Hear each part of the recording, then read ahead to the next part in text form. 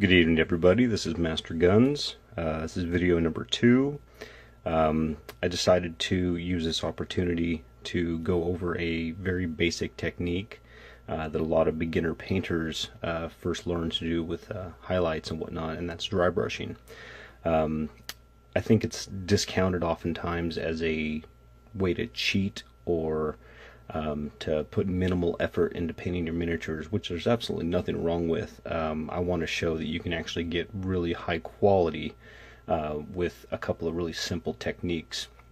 What I'm working on here is a Vanguard Miniatures Skinner's Faction Trampler, 6mm. As you can see, the detail on this thing is just insane for that scale, and it's just a really cool looking model. So what I've done here is I primed everything in black, like I always do, and then with my airbrush I went through and I hit it with, wrong color, sorry,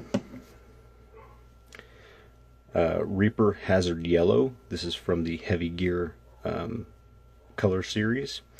As you can see, it went on really bright, which is what we want over black. It's going to take a couple of coats if you do it with a brush, and the airbrush is a lot quicker.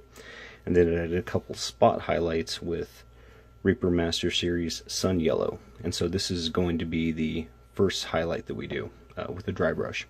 Now, so what you're seeing here is the Hazard Yellow with spots of Sun Yellow, and then washed with Citadel Agrax Earthshade right out of the bottle. And then you let that dry fully. So I got my palette set up over here.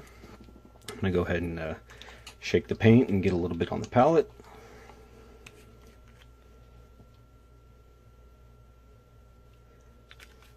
Okay, and a lot of companies out there make specialty brushes for dry brushing. Truthfully, you're going to beat the crap out of this brush. That's just what dry brushing does. So I just went to Michael's and I buy the economy packs of Royal Fine Sable. This is just a number 6 square that I've been using for a while now.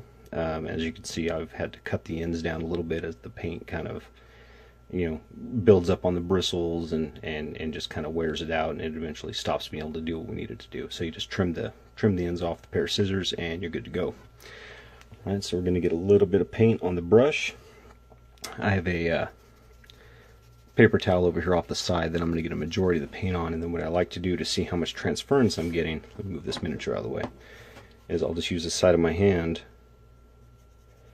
and just kind of rub it along the skin, since your skin's got a lot of natural texture to it. And when you see there's very little that comes off, then you know you're not going to deposit too much paint at once. Let me see if I can get this into focus while I do this. So what you want to do is do a downward motion against the details, and you can already see how it's catching the edges. You see, especially on the top of the Skinner head there.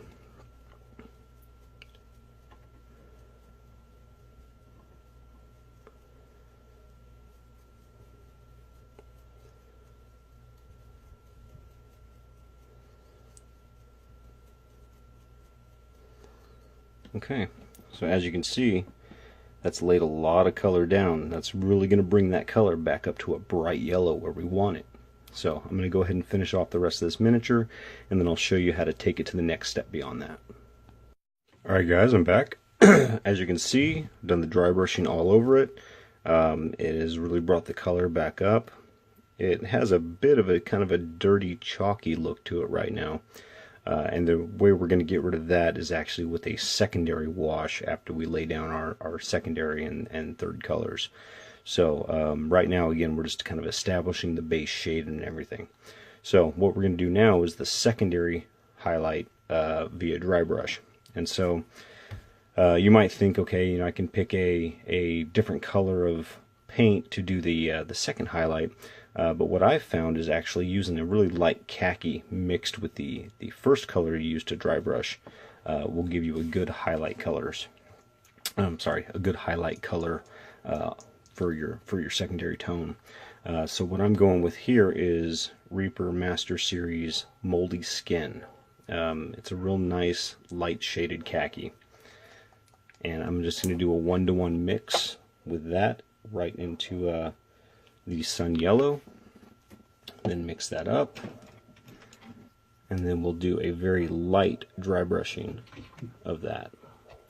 And the nice thing about the using a khaki is it's going to kind of khaki has a little bit of green to it, and because I used black as a base coat, you know, what you're not necessarily going to see is the subtleness of those green tones coming out in the highlights, and it's just it's going to tie it all together. So, all right, so this one we just, again, it's like extreme highlighting. So you just want to hit the topmost areas, and it's going to kind of, the khaki is going to serve to kind of not necessarily dull it down a little bit, but just kind of take that brightness just off the edges. I'm not sure if that makes a whole lot of sense, but you'll see what I mean here in a second.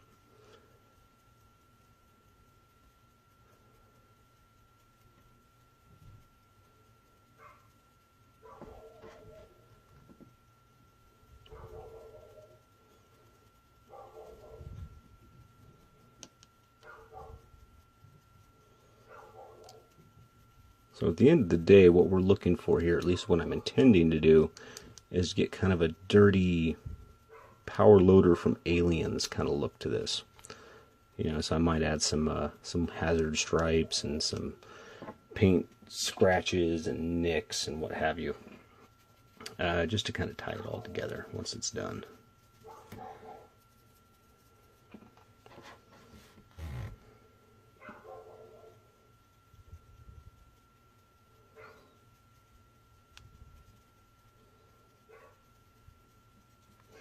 And what you can even do, again, because this is kind of a time-saving method, is you can go back with whatever final highlight color you want. Sorry, let me get that back in focus. Whatever final highlight color you want, and pick it out with a brush to do that, you know, that final edge highlighting to really make it pop. And of course, 6mm on a tabletop, it really pops anyway when you paint it. It's just kind of what the scale does. So,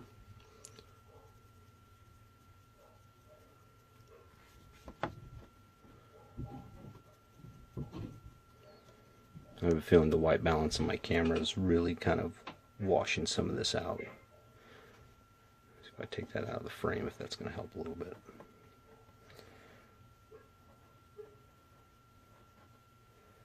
Alright, so that's the dry brushing for yellow right there. As you can see, it looks a little bit grainy. That's going to come out once we seal it with dull coat. That'll, you know, smooth out some of that graininess. And truthfully, at tabletop distance, it's not really going to be all that noticeable. And, you know, plus we can go back and we can hide a lot of that with some brush work. But yeah, in a nutshell, that's dry brushing to highlight yellow. So I'll probably have this figure done in another day or two, and then you can see the end results. Oh, this is kind of a interesting thing. If you look at the end of the gun barrel there, that was the color before we dry brushed of the original hazard yellow with the brown wash on it. So you can see there's quite a distinct difference there between the original color and the final highlight. Alright, thanks guys. If you liked the video, let me know and I'll continue to do more. Thanks. Hey guys, this is Master Guns again.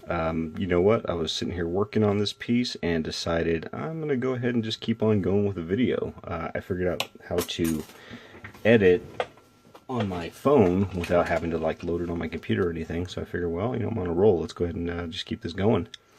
So what I'm going to do now is start doing the secondary colors and then the secondary washes to kind of tie everything together. So what I've got here is I'm just going to do the metallics. You can use lead belcher. I personally, that's a GW paint, just in case you didn't know. I personally prefer Army Painter's, let's see here, the gunmetal. It's, you know, near indistinguishable from the heydays of GW's bolt gunmetal. So it covers really great. It's very, very smooth. Let me get that back in focus.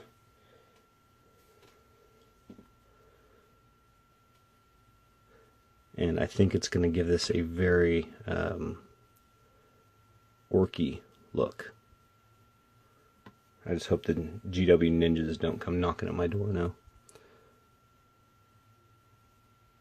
And again, so we're just going through and we're picking out the metallic bits.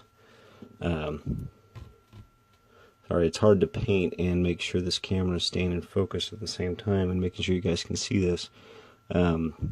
So I apologize if the camera adjusts and goes in and out of focus a little bit.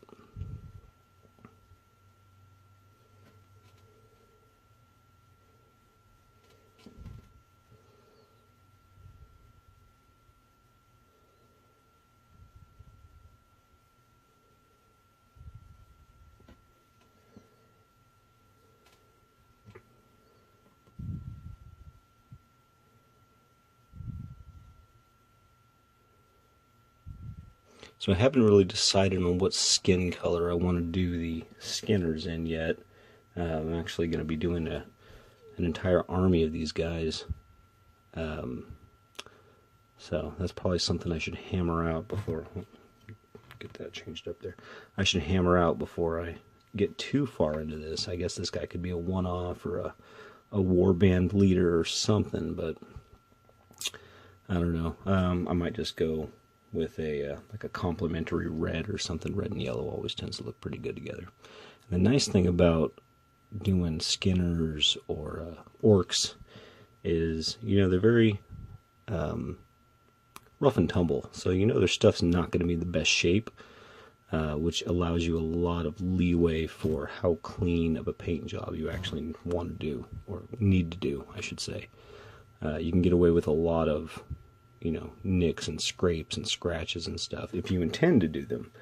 But even if you just kind of want to dry brush your way through one of these figures, it would lend itself really well to it.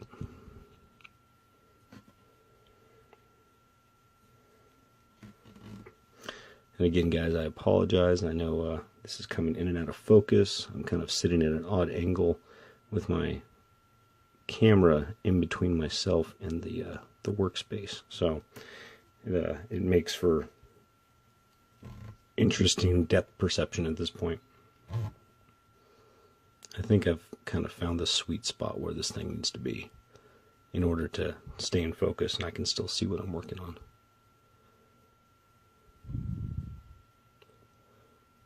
Nice thing about these minis is there's so many exposed hydraulics and just kind of, you know, just cool looking bits to make the miniature interesting to look at, that, you know, you can kind of just paint for days just on the metal.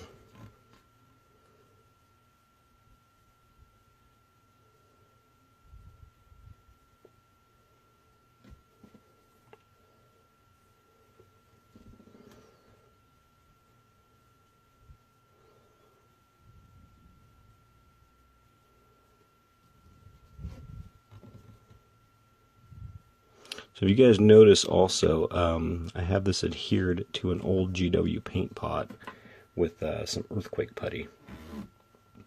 And that is so I have minimal contact with the miniature itself, so that my skin oils and stuff don't get on it. It's just kind of a trick I picked up along the line somewhere. And just never got really away from it. Some guys like to hold the bases. That was never really my thing. Truthfully, I'm kind of clumsy, so this gives me a good area to grasp onto. As I'm going through and working through this these details, you guys can really just see the level of detail that Vanguard was able to get on this sculpt. It's really pretty fantastic considering how big this thing is. If I had to guesstimate, I'd say it's probably, I don't know, maybe 1.25 inches tall. So with all the little rivets and everything sticking out, that's really fantastic that they were able to get all this detail crammed in there. And it's really just a clean sculpt and clean cast as well. Detail is very crisp.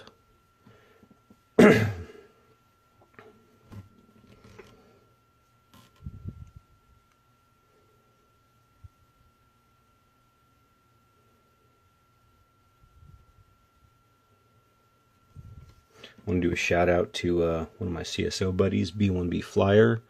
I know he just did a video on how to do easy yellows. That's kind of what the inspiration for this one was, to be honest with you. So B1B, if you're watching this, you and I have talked a little bit on Facebook Messenger, and yeah, so I have you to thank for me wanting to take this leap. So thanks for that, buddy.